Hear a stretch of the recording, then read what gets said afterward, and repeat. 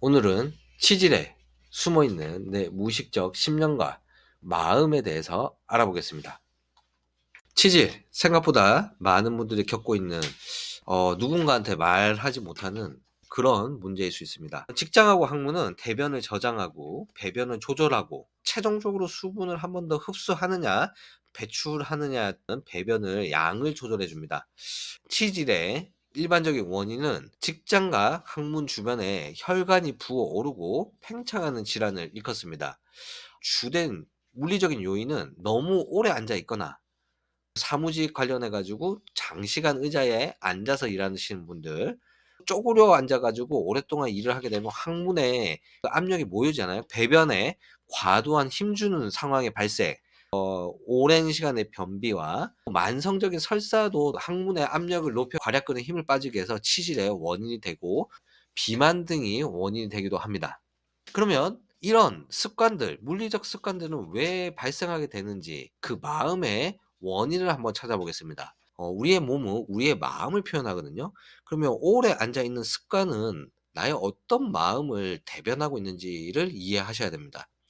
저는 직장이 오래 앉아 있는 환경과 조건을 형성하고 있기 때문에 어쩔 수가 없어요라고 얘기할 수 있지만, 근무하다가 자주 일어나서 몸도 풀 수도 있고 스트레칭도 할 수 있는 충분한 여건은 다 마련할 수 있거든요. 그럼에도 불구하고 나는 장시간 앉아 있는 것을 선택하면서 나의 혈액순환을 방해하고 항문 주위의 압력을 높이는 현상을 무의식적으로 반복하고 있는 거잖아요. 이런 것들을 통해서 우리의 무의식적인 마음이 알려주고자 하는 것들은 뭐냐면, 무언가를 내가 놓지 못하고 붙잡으려고 하는 그 집착과 집착된 마음을 오래 앉아있는 습관으로 자기가 무의식적으로 반복하고 있다는 것들을 이해하고 알아차리면 도움이 많이 되십니다. 뭔가를 놓으려고 할 때, 놓으려고 하면 불안하다는 거예요. 왜냐하면 다시 그것들이 내 손에, 내 환경에 주어지지 않을까 봐 '난 이걸 놓지 못하겠어.' 내가 10만 원을 벌었는데 다시 들어오지 않을까 봐 '나 10만 원 절대 못 놓을 거야. 놓지 못하겠어. 너무 불안해.' 이런 불안성이 오래 앉아 있는 습관으로 펼쳐질 수 있다라는 겁니다. 그리고 마감 기한에 대한 두려움이 많이 쌓여 있을 가능성이 있습니다. 마감 기한에 대한 두려움. 이런 두려움은 또 왜 생기느냐? 마감 기한이 다가오면 '당연히 다 두려운 거 아닌가요?'라고 얘기할 수 있지만, 완벽해야 한다는 강박관념이 있으시 이런 마감 기한에 대한 과도한 두려움이 있을 수 있습니다. 강박관념이 과도해지면 내 몸의 긴장력을 높이게 되잖아요. 그러면 어떤 공간에 압력을 높이게 되는데, 이런 완벽해야 된다는 강박이 과도한 긴장과 압박으로 이어져 치질이 발생할 수 있습니다. 그래서 나는 '완벽하지 않으면 안 된다.'라는 무의식적 불안이 나의 배변 상황까지 영향을 미치고 있을 수 있다라는 얘기입니다. 그리고 세 번째, 과거에 대한 분노를 내가 놓지 못한다. 과거에 내가 존중받지 못했다는 억울함과 상처가 내 몸에 긴장감을 남겨서 나의 혈류 순환을 막고 반복적인 분노 상황에 의해서 압력이 몸에서 자꾸 높아진다는 거죠. 이런 것들은 치질로 발생할 수 있다는 것입니다.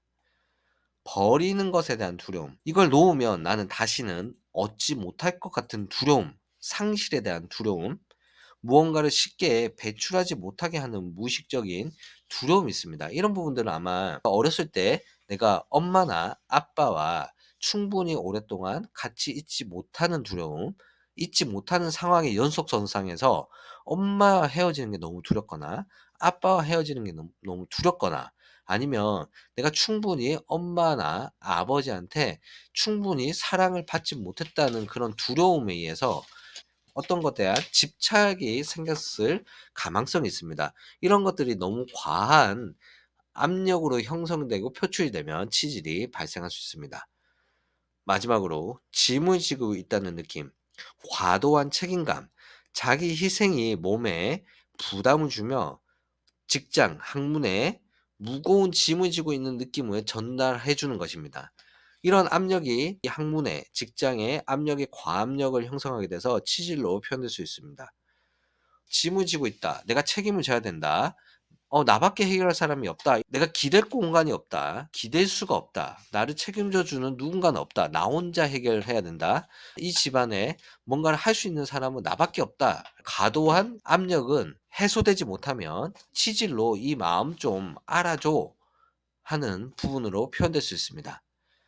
치질은 단순히 신체의 문제에 그치지 않고 이렇게 내면에 억눌린 감정과 무의식적 신념들이 있을 수 있습니다. 몸과 마음은 연결되어 있고 몸과 마음의 이런 연결성을 이해하는 것이 치유의 시작이 될 수 있습니다.